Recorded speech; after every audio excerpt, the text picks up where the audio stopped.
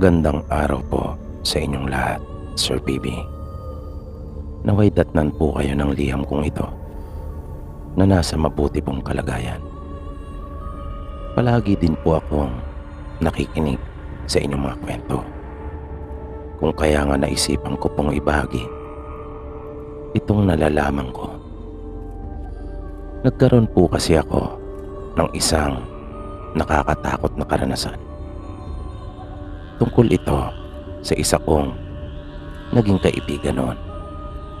Natawagin lang natin siya sa pangalang Erning. Si Mang Erning ay mas matanda sa amin. Nakilala namin ito nang umextra ng trabaho sa ginagawa namin noong malaking bahay bilang isang labor. Nalaman namin mula sa kanya na isa pala siyang driver. Pumapasada talaga siya pero sira ang kanyang minamaneho noong mga pagkakataon na yon. Kung kaya napilitan munang magtrabaho doon sa amin. At dahil mabait ang forma namin, kung kaya pinagbigyan naman ito. Nalaman naming solo sa buhay si Mang Erning at may balak yatang magpakamatandang binata. Mabait siya at may kasipagan din. Kapansin-pansin nga ang kakaiba nitong lakas. Wala rin itong reklamo sa bawat iutos ng mga kasama ko sa kanya. Pero kakaiba ang pormahan ni Mang Erning. Parang nabubuhay pa ito noong mga dekada 70. Mahabang kanyang buhok at malago. Malaki din ang kanyang mga kamay. At kapansin-pansin yung mahaba niyang mga kuko. Pinansin ko nga iyon nung kumakain kami at nangiti lang ito sa akin. Pero dahil sa ginawa kong pagpansin doon kung kaya pati yung ibang mga kasama namin ay napatingin sa kanyang mga kuko. At kanilang biniro si Mang Erning ukol sa kung para saan iyon at bakit niya iyon pinapahaba ng ganon.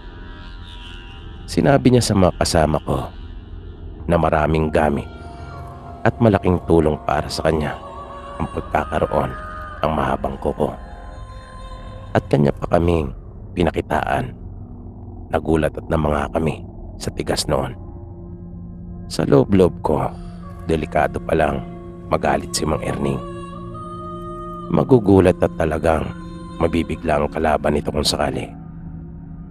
Dahil aakalaing wala itong kargada na wala kang kamalay-malay na yung mismong mga kukupalan nito ay sapat na para gamitin laban sa'yo.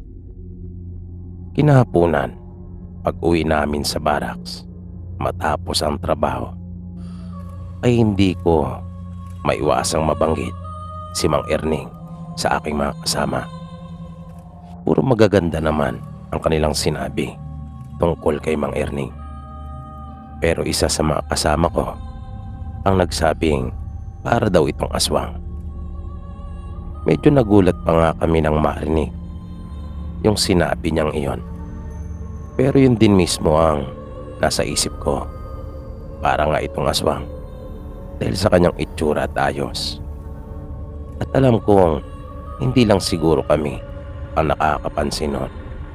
Kahit siguro ibang mga nakakakilala sa kanya, malamang ay ganun din ang kanilang iniisip. At kahit siguro si Mang Erning mismo ay napapansin din niyon.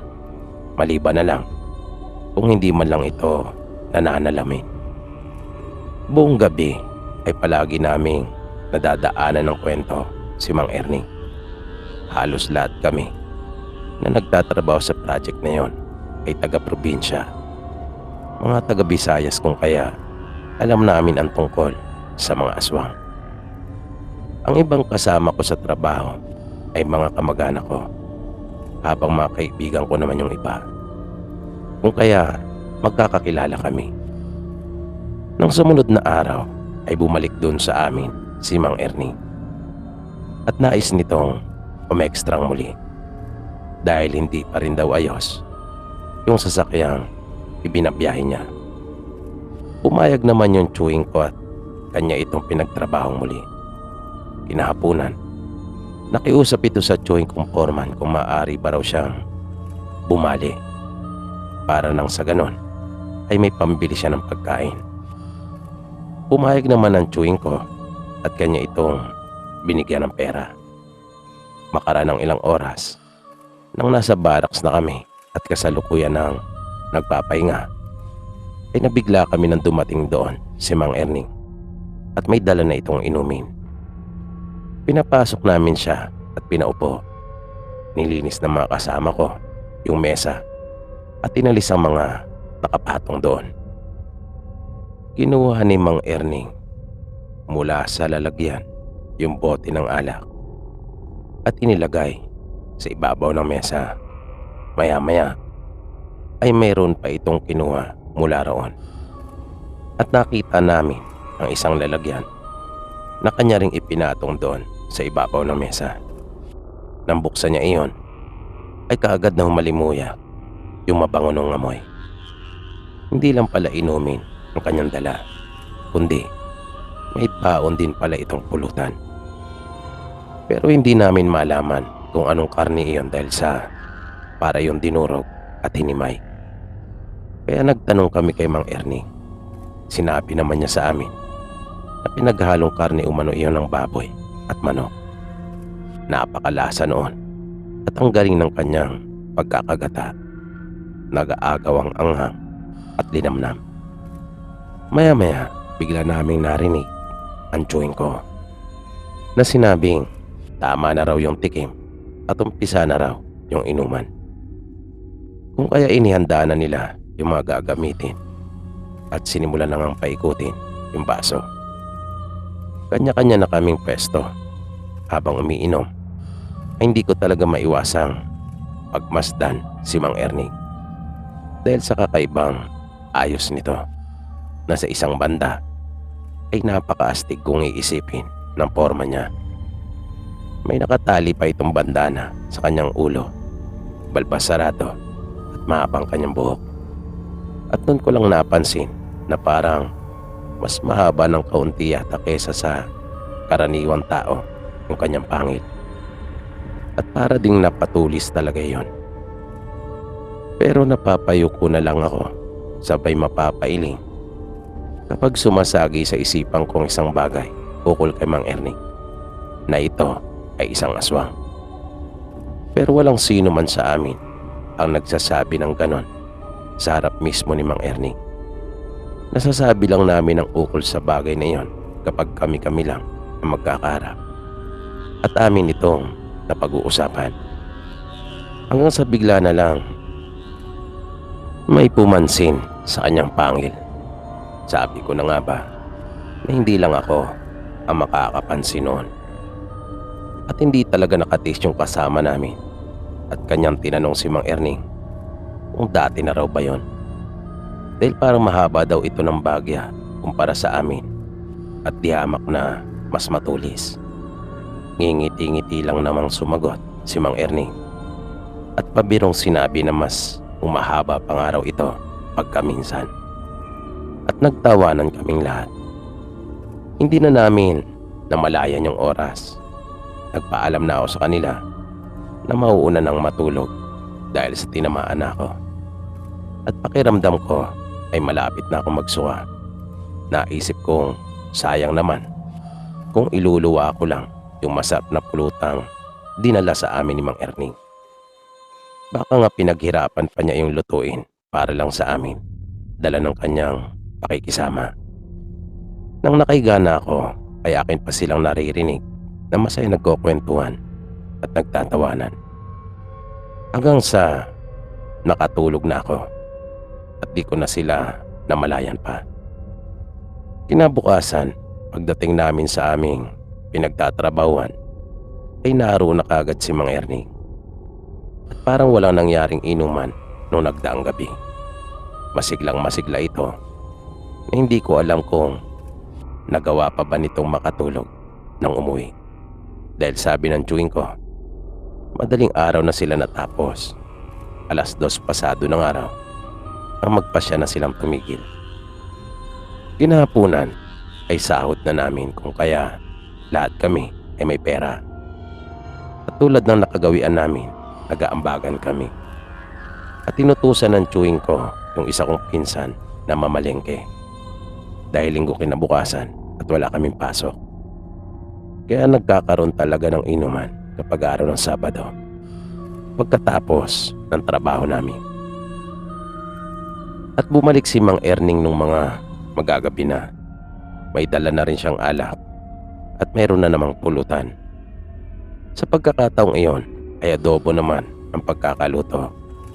At tulad nung nauna ay masarap at napakalinamnam ng pagkakaluto niya. Kapag amin siyang pinupuri sa luto niya, palagi niyang sinasabi sa amin na kahit kami ay kayang-kaya naming magluto ng katulad sa kanya. Dahil natural na raw na malasa ang mga karne na kanyang isinasangkap. Bago pa pumatak ang alas 7 ng gabi ay nagsisimula na kami uling tumagay. 3 klase ng putayang niluto namin ng gabing iyon. Bali pang-4 ang dala ni Mang Erning. Kasama na rin kasi yung aming panghapunan doon. Pero karamihan sa amin ay hindi na kumain ng gabing iyon at namulutan na lamang. Nang pasado alas 11 na ay nagtaka kami nang bigla na lang magpaalam si Mang Erning. Medyo nanibago pa nga sila Angel sa kanya dahil ang buong akala nila ay bababad dito at mananatili hanggang sa matapos ang inuman, kung kailan pa namang walang pasok sa kinabukasan. Pero kahit anong pigil nila kay Mang Erning ay sumigi pa rin ito. Nagpatuloy. Umuwi na siya at sinabing may mahalaga pa kasi siyang aasikasuhin sa kinabukasan. Kung kaya nung huli ay kanila na lang rin itong hinayaan. Nang malapit nang maubos yung aming inumin at patapos na rin, ay naramdaman kong bigla na lang kumulo ang aking tiyan na tumutunog pa talaga at parang nagwawala yung aking mga bituka. Pakiramdam ko ay gumagalaw ang mga ito at tila ba isang hayop na may nais kainin, na para bang mayroon itong hinahanap at gusto na hindi ko naman alam kung ano, at hindi ko rin maipaliwanag kung bakit sa unang pagkakataon ay nagkaganon ang aking sikmura. At maya-maya pa pati mga kasama ko ay nagsimula na ring mapahawak sa kanilang mga sikmura at isa-isang namilipit. Nagpalit-palitan kami sa palikuran sa pag-aakalang tawag lamang iyon ng kalikasan. Pero pare-pareho din naman kaming hindi madumi, na lumalabas din kami kapag nasa loob na ng banyo. At nakita ko yung dalawa naming kasama, bigla na lang napatingala na nakahawak sa kanilang mga leeg at parang mga nasisiraan ng bait. At nang tumingin ito sa akin ay nakita kong parang may namuong dugo sa kanilang mga mata. Natakot talaga ako at nag-alala nung mga sandaling iyon. Di ko talaga alam kung ano ang nangyayari sa amin. Hanggang sa naramdaman ko na rin na bigla na lang uminit yung aking mga mata. At parang may kung ano sa aking lalamunan, kung kaya napahawak ako at napatingala. Matapos iyon ay bigla na lang rin uminit ang aking pakiramdam, na para bang nilalagnat ako. Paglapit sa akin ng chewing ko, sabi niya pulang-pula na raw ang aking mata, na parang mayroong namumuong dugo. Hindi agad ako nakapagsalita dahil hindi ko kasi alam kung paano ko rin sasabihin sa kanya na ganun din ang kanyang mga mata. Hanggang sa para na kaming mga nawala sa sarili na nagpaikot-ikot at mga hindi mapakali. Maya-maya ay may mga biglang dumating. Nakita namin yung may-ari ng bahay na aming ginagawa at may mga kasama na ito. Isa-isa kaming ipinasok sa barracks namin at itinali. Nakita ko ang dalawang lalaking may kaidara na may hawak-hawak sila. At maya-maya pa ay nagsimula ng umusal ang mga ito. Doon ko na naisip na kanila na pala kaming ginagamot.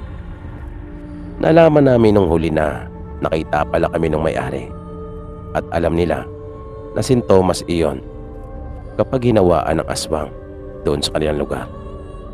Maraming beses na raw kasing nangyari iyon doon sa kanila. Binanggit namin sa kanyang ukol kay Mang Erning at sinabi naming nakita na niya iyon nang minsang siya ay magpunta. Siya yung pina-extra ng tsuwi namin. Pagpapaliwanag pa namin sa kanya. Pero sinabi nitong kahit minsan ay wala siyang nakitang ibang tao sa ipinapagawa niyang bahay. Kami-kami lang daw ang lagi niyang nakikita. Naagapan naman kami nung dalawang manggagamot na dinala nung may-ari ng bahay at nalaman namin mula sa kanila na napakain na pala kami ng karne ay hindi dapat kanin. Kaya palang pagkakasabi sa amin ni Mang Erning ay dati na raw malasa yung mga karneng kanyang isinasangkap. Pagkat malasang malasa talagang karne ng tao para sa kanilang mga aswang. Magmula nang mangyari sa amin iyon ay hindi na rin namin nakita pang muli si Mang Erning, na nagbibiroan pa kami pagkaminsan na sa sobra nitong kabaitan pati yung pagiging aswang ay nais pa yata niyang ibahagi sa amin. At yan po Sir PB yung akin pong naging karanasan pagdating sa aswang.